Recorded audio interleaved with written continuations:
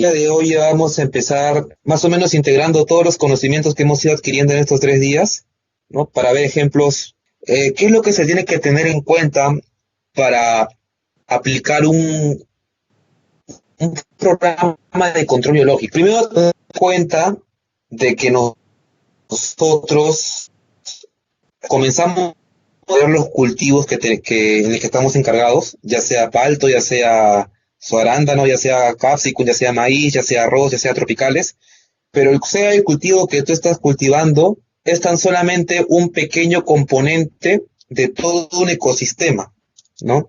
Y esto de repente lo hemos visto en el colegio, ¿no? Y a nosotros nos aburría, cuando en CTA nos explicaban esto, pero esto de aquí que vemos ahorita con, con de repente seres muy generales, vamos a verlo ahorita con ejemplos agroecológicos, ¿no? Con los cultivos, con sus fitófagos con sus controladores, ¿no? Es importante entender que estamos en un ecosistema y ustedes cuando tengan un fundo no van a tener solamente tu fundo y ese va a ser solamente el sistema de evaluar. Porque a veces es importante tener nosotros conocimiento de cada una de las especies que hay en el ecosistema. Tanto los productores, como aprendimos en ecología, los productores dentro de la cadena, la red trófica, son aquellos individuos que producen su propio alimento, ¿no? Las plantas. Luego están los consumidores primarios, que en este caso serían las plagas, y los consumidores secundarios, que llegarían a ser nuestros controladores, ¿no? Es importante tener cada uno de estos factores, pero en nuestra mente muchas veces está solamente encasillado que en los productores está el cultivo, y no solamente es el cultivo, porque también hay cultivos vecinos, también hay malezas, también hay plantas que usamos como cerco, plantas que usamos como barrera, plantas que pueden atraer controladores biológicos, y cada planta, así como tu cultivo tiene fitófagos con sus controladores, cada uno de esos también trae consigo mismo una mini red trófica que también aporta fitófagos y controladores. Y al armar ya todo esto que tenemos aquí, podemos ya interrelacionar qué plantas nos traen más plagas que controladores, ¿no? O qué planta de repente me trae ciertos controladores que pueden ayudarme a mí a reducir de alguna manera la densidad de plaga que hay en el cultivo, ¿no? Entonces, esto que vemos ahorita acá, con ejemplos muy superficiales, vamos a verlo en un momentito con ejemplos de cultivos, ¿sí? Pero es importante tener en cuenta esto, el agroecosistema. Tenemos que analizar el agroecosistema. Y el cultivo tiene una característica que de repente no lo vemos en otras plantas. Y no lo vemos no porque no lo tengan, sino porque no nos hemos puesto a ver la fenología de las malezas, por ejemplo, ¿no? O la fenología de las otras plantas, ¿no? Porque además es la fenología del cultivo, ¿no? Pero también sería importante ver que la fenología del cultivo tiene que ser parte del análisis del ecosistema, tanto como los que lo conforman, y también un factor adicional, que es un factor ya abiótico, como son las condiciones ambientales, tanto temperatura como humedad relativa. Sobre todo el más importante, que es la temperatura, porque la temperatura suele ser el factor que más influye en la población de plagas. Temperaturas que favorecen el desarrollo de algún fitófago o de algún controlador, ¿no? Entonces, factores a tener en cuenta para analizar el ecosistema. Primero, número uno, como ya lo explicamos, cada uno de los individuos, ¿no? Cada uno de los individuos en su nivel, si es un productor, si es un fitófago o si es un controlador, ¿no? Tenemos que analizar bien ese aspecto, ¿no? Una vez que sabemos cuáles son los individuos, ordenarlos y darnos cuenta de que cada individuo tiene un nicho ecológico. ¿Cuál es el nicho ecológico? Es la función que tiene ese individuo en el ecosistema, ¿no? Ya lo hemos hablado, ¿no? Es un palto. Y acá tenemos una quereza, ¿no? La función de la quereza es ser fitófago, ¿no? Si tenemos acá una quereza, ¿no? Entonces la función de la crisopa respecto a la quereza es, su nicho sería un predador, un controlador.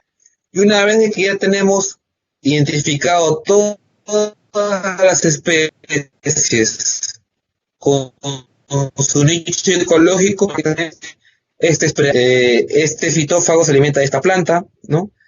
Y así ver cómo vamos interconectando. Y como último aspecto, ver la temperatura, ¿no? Ver qué especies ahí podemos. Y finalmente, vamos a pasar entonces ahora a ver esto que estamos viendo de la ecología, verlo en un cultivo. Una cosa que antes de pasar al cultivo, que me estaba este, ¿qué quiere decir que entiende el equilibrio? Si por algún otro motivo, no sé, por ejemplo, digamos de que esta especie vegetal aumente en población, si comienza a aumentar en población, comienza a haber en el ecosistema, por respuesta ecológica, va a compensar ese de planta y lo va a compensar aumentando a los fitófagos que se alimentan de esa planta, debido a que esa ecología tiene esa capacidad de compensación hacia el equilibrio, ¿no? Si aumenta este fitófago, pues entonces van a comenzar a aumentar también aquellos individuos que se alimentan también de ese fitófago. Y así va a haber bastantes compensaciones, ¿no? Por eso es que salen las plagas, ¿no? Porque nosotros estamos acostumbrados a que en nuestro campo de cultivo tenemos gran cantidad de planta concentrada en un solo lugar, ¿no? Cosa que de manera natural no se da. Tú cuando te vas, no sé, pues a los bosques, tú no encuentras a un palto 3x7, ¿no? O 4x6, ¿no? Sino que se encuentra muy disperso y en nuestro campo de cultivo nosotros lo concentramos y por ese motivo la ecología responde. Por capacidad de compensación las plagas suben, ¿no? Y también tendrían que aumentar a largo plazo sus controladores, ¿no? Entonces, mucho a tener en cuenta esa capacidad de compensación que tiene el ecosistema. Ahora sí, bueno, pasamos a un cultivo y estaba buscando un cultivo que de repente tenga diversidad de plagas. Entonces, ahora vamos a ver el cultivo, ¿no? Y bueno, el palto es uno de esos cultivos que tiene esa diversidad de plagas, ¿no? No solamente tiene picadores chupadores, también tiene lepidópteros, ¿no? También tiene mayor diversidad de plagas que otros cultivos, ¿no? Así que vamos a ver el cultivo de palto. Y dije muy bien en el principio de que para ver ahí está, para ver este análisis de, del ecosistema, aumentarlo por fenologías, porque la población de insectos va a ser en una fenología y va a ser otra completamente distinta en otra fenología. Por ejemplo, el palto tiene muchas etapas fenológicas. Si ustedes cogen el BBCH, que es como un tratado en la que están cada una de las fases fenológicas del palto, pero al detalle, ¿no? Y se puede encontrar quizás más solamente en flor hay como unos 8 fases fenológicas, ¿no? Porque te escriben al detalle, no sé, pues fruto en tantos centímetros de diámetro, después en 3, después en 4, después en 5, ¿no? Te van detallando fenología por fenología de manera muy específica. Pero para este análisis podemos usar las fenologías más generales, las más genéricas, que brotamiento, floración, cuajado y fructificación. Como explicamos, cada fenología va a tener una retrófica distinta, porque en la fenología, si es que lo llevamos al campo de cultivo, nosotros vamos a procurar que sea uniforme, y si es uniforme, va a estar expuesto un órgano apetecible para cierta población de fitófagos, ¿no? Entonces, por el manejo agronómico se selecciona una población de plagas y por consiguiente, al seleccionar esa población de plagas, también va a condicionar a sus controladores. Por eso que esta retrófica va a estar en condiciones variables según la fenología a la cual nos vamos a enfrentar, ¿no? Por ejemplo, plagas de palto, es bueno e importante poner, por ejemplo, en brotamiento, qué plagas me van a acompañar en la campaña. En floración, cuáles son las plagas que me van a afectar. En cuajado también. En fructificación también, ¿no? Y darme cuenta de que cada una de esas plagas no son igual de importantes, sino que hay algunas que son más importantes que otras. Entonces, no solamente veo la fenología, no solamente veo de qué plagas tengo en cada etapa fenológica, sino también que tengo que categorizar a las plagas, ¿no? Tengo que categorizarlas por clave, ocasional, ¿no? De repente es una plaga migrante, ¿no? Y darme cuenta de que si es que yo voy a aplicar un programa de control biológico, pues me sería a mí no contraproducente, pero mmm, no tan provechoso si es que lo voy a usar en una plaga secundaria, ¿no? Es una plaga que, por ejemplo, yo no veo a la gente liberando tricogramas porque al palto se le metió pseudoplusia o crixodeixis, ¿no? Que es una larvita que sale, pues, una vez a las 500 en las evaluaciones, ¿no? Sería poco productivo porque hay plagas mucho más importantes en el palto con la que se podría usar un programa de control biológico, ¿no? Entonces, enfocarnos en las plagas claves. Y si nosotros nos enfocamos en las plagas claves, hay que pensar de que nuestro ecosistema, que vamos a ver el ejemplo de palto en un ratito, nosotros tenemos nuestra población de plantas, ¿no? Y tenemos acá los fitófagos, que por lo general vamos a poner acá los claves, ¿no? A los que son plagas clave. Entonces, si nosotros damos las condiciones para que el control biológico surja efecto sobre esta plaga clave, lo que va a pasar es que esta plaga clave va a disminuir en población. Entonces, si disminuye en población, el nicho ecológico que corresponde a los fitófagos va a estar en baja población, por la cual otra de las plagas claves va a tener que ocupar ese nicho. Porque recuerden ustedes que el ecosistema tiende al equilibrio, ¿no? Entonces, si tiende al equilibrio, ese nicho no, al estar en baja población, el ecosistema por respuesta va a equilibrarlo. Por ejemplo, acá en Palto tenemos eh, brotamiento, Alerotrixus flocosus. Yo sé que hay gente que está llevando ento general y control de plagas. Acá tengo los dibujitos, ¿no? Tranquilos, vamos a verlo más adelante. Alerotrixus flocosus, por ejemplo, es una mosca blanca, ¿no? Acá está la mosca blanca, para que la saluden. Esta es la mosca blanca. Fiorinia fioriniae, es la quereza, ¿no? Entonces, son dos plagas que suelen tener un nicho ecológico no exactamente el mismo, pero los dos son picadores y chupadores, ¿no? Los dos son picadores y chupadores. O mejor, para tener algo más certero, algo más cercano, Fiorinia con Pignaspis. Ambas son querezas de aspídidas, ¿sí? Entonces, si es que yo tuviese una población de Fiorinia y yo enfoco su control biológico a Fiorinia, puede ser que en la medida de que pase el tiempo, como he bajado esta población de fitófago, pues suba la otra, ¿no? Si es que son igual de agresivas, ¿no?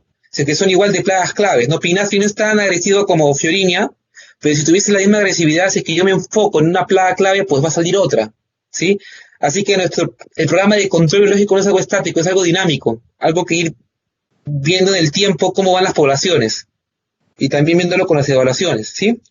Entonces, vamos a analizar eh, cada etapa fenológica, ¿no? Es lo ideal, pero para efectos del tema de hoy, vamos a verlo entonces uno, para que ya después vean cómo se hace para hacerla con las demás. Aparte, en Palto tenemos la ventaja de que la mayoría de plagas se presentan en casi todas las fenologías, ¿no? Así de que prácticamente vamos a ver la mayoría de plagas, ¿sí? Pero el análisis que vamos a hacer ahorita, que vamos a hacer para de repente una población de insectos, de una fenología dada, hay que darla para todas las fenologías que vamos a ver de ahora en adelante, ¿sí? Entonces, dentro de sus recomendaciones, me dijeron que por favor, si era posible, poner más dibujitos, ¿no? para que vean que estén en mi mente y en mi corazón, aquí están los dibujitos, ¿no? Cada una de las plagas en la parte de abajo y sus controladores en la parte de arriba, ¿no? Entonces, es importante ahora ver las relaciones que hay entre estos controladores con los fitófagos. Digamos que yo hago las evaluaciones de campo y en las evaluaciones de campo que voy haciendo me salen todos estos insectos, ¿no? Entonces yo sé que todos estos son controladores y que todos estos son fitófagos, ¿no? Habíamos visto de que Amblyseius swirkii se alimentaba de uno de estos insectos, ¿no? A ver si se acuerdan cuál de los cuatro era, ¿no? Entonces, Amblyseius swirkii es predador de ácaros, ¿no? Ácaro predador, pues, se alimenta de un ácaro fitófago, de Ligonichus punicae, ¿no? Entonces, vamos armando relaciones, ¿no? Hay que ver qué insectos se alimentan de otros insectos. También vimos en predadores a Torus, ¿no? Y hemos visto de que este coccinélido, la mayoría de los coccinélidos se alimentan de pulgones, pero este coccinélido tenía una particularidad de alimentarse de otro grupo de insectos, que eran los ácaros. Ahora tenemos Eleoclisa cinta, ¿no? ¿Se acuerdan de que dijimos de qué se alimentaban las crisopas, ¿no? Que dijimos que se alimentaban de todos los insectos de cuerpo blando y de huevos del lepidóptero, ¿no? Entonces acá insectos de cuerpo blando, Oligonichus, ¿no? Fiorinia, si es que vemos los crawlers y las ninfas, mosca blanca, y se alimenta también de huevos del lepidóptero, ¿ya? Oxidia es un lepidóptero de la familia Geometridae, tiene una postura muy grande, ¿ya? Por lo que dudo mucho que la larva 1 de que Cereoclista se la pueda alimentar de esta. De repente se podría alimentar la 2 o la 3, ¿ya? Pero no la 1 porque la 1 se puede alimentar de otros huevos del lepidóptero, pero esta Oxidia es un Geometridae que tiene una postura más grandecita, ¿ya? Así que ahí es un poco más complicado. Con Dilustylus hablábamos de que un indicador, si es que tú quieres hallar problemas de ácaros, a veces con Dilustylus porque son predadores de ácaros, ¿no? También está Tetracha chilensis, ¿no?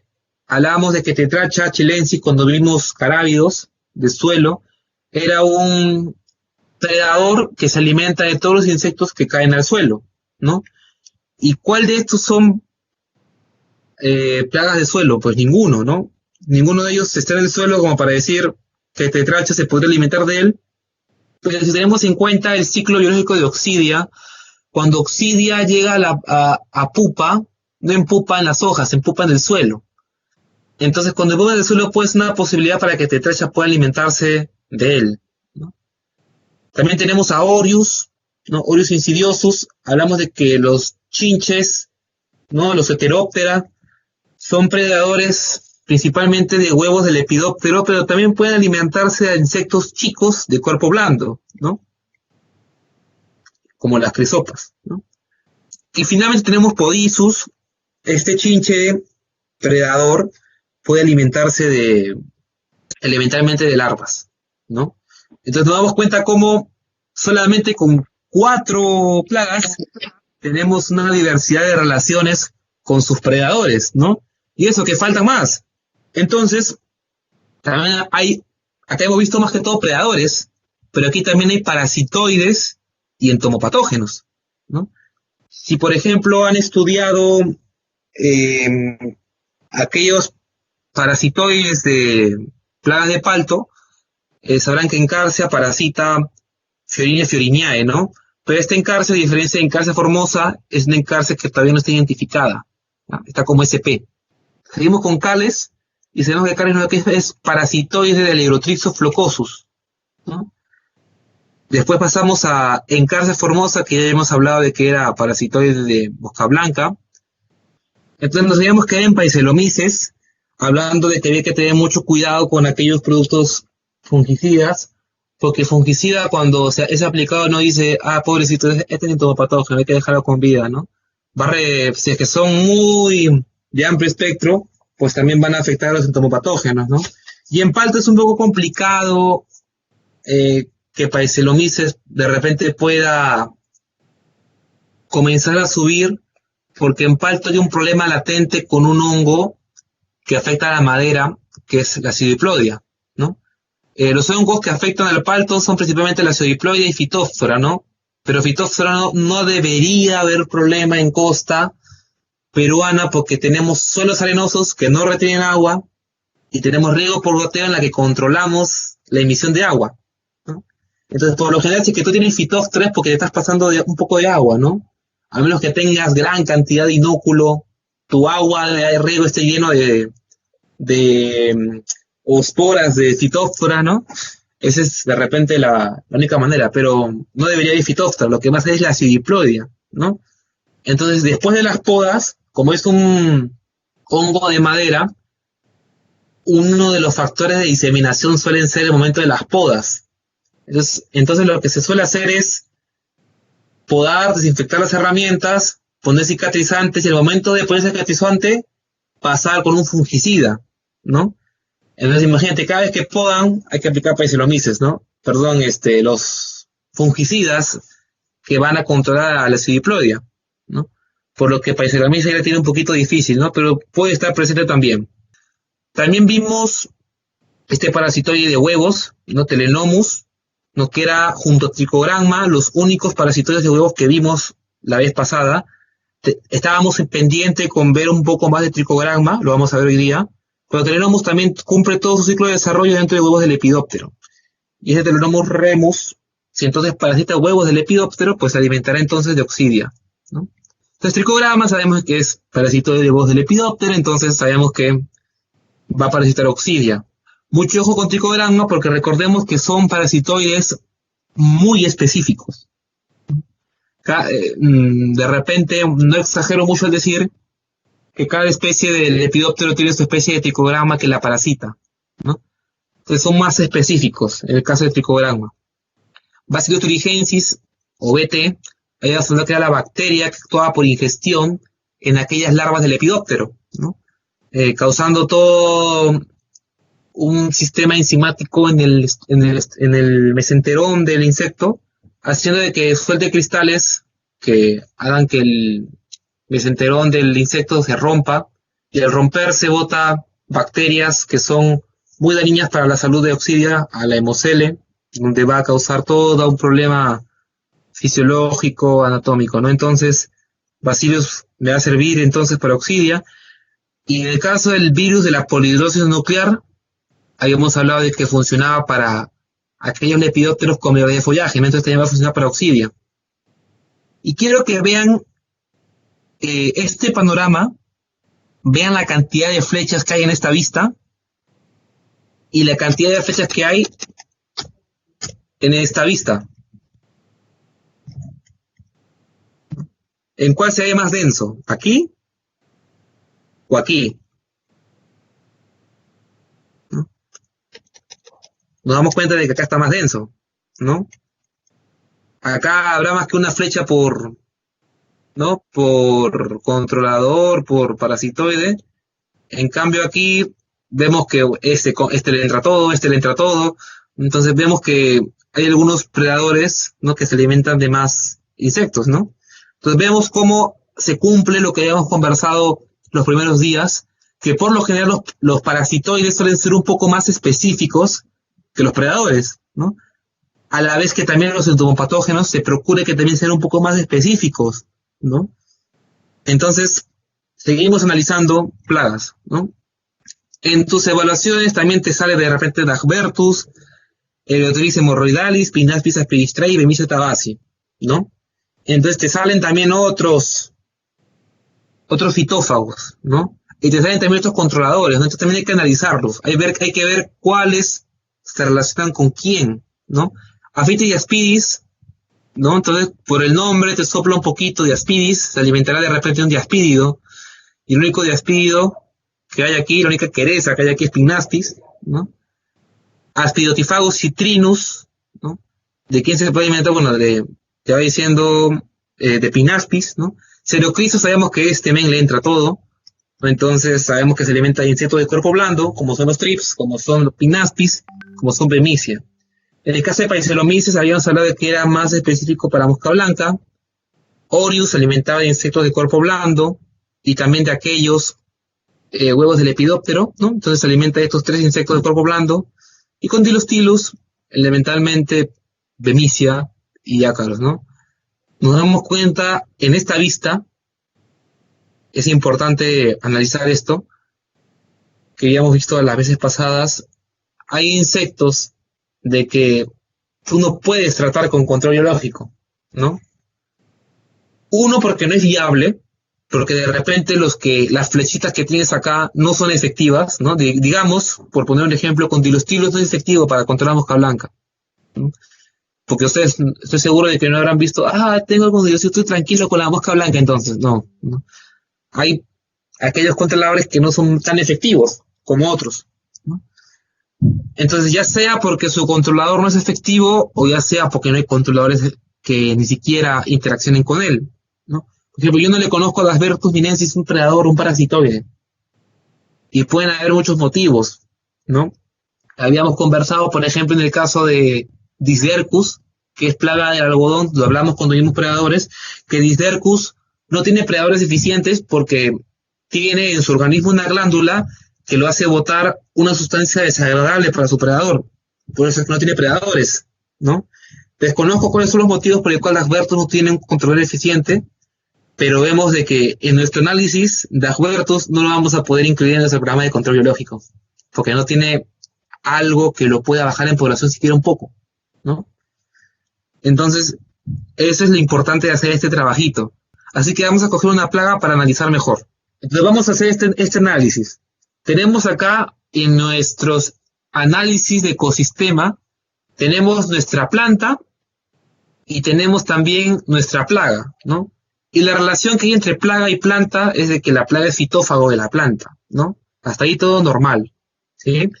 Entonces, ahora mi segundo paso es ver qué controladores tengo yo en mi ecosistema que me pueden ayudar a combatir esta plaga.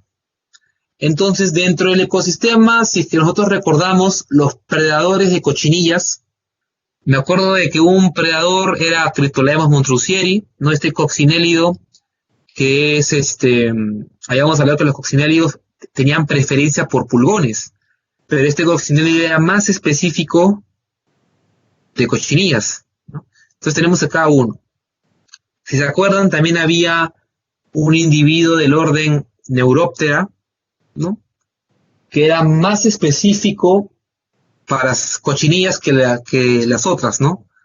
En Neuroptera hemos visto crisoperlas, hemos visto pseudocrisas, pero hicimos mención de un individuo que era un poco más específico a Pseudococcus, que era Synferobius berberi, que es un hemerovide, ¿sí? Entonces tenemos estos dos predadores, pero en nuestro análisis de ecosistema también tenemos a un parasitoide.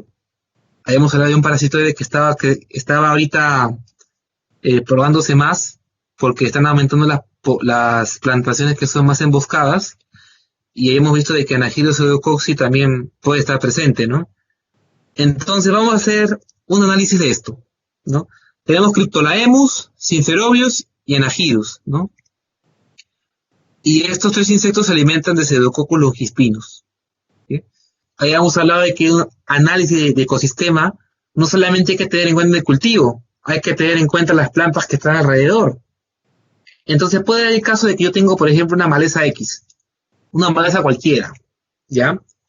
Entonces, bueno, esa maleza que está en la foto es Eleusinia indica, ¿ya? Pero vamos a decir que es cualquier maleza, ¿ya? Que no es Eleusinia indica, que es otra.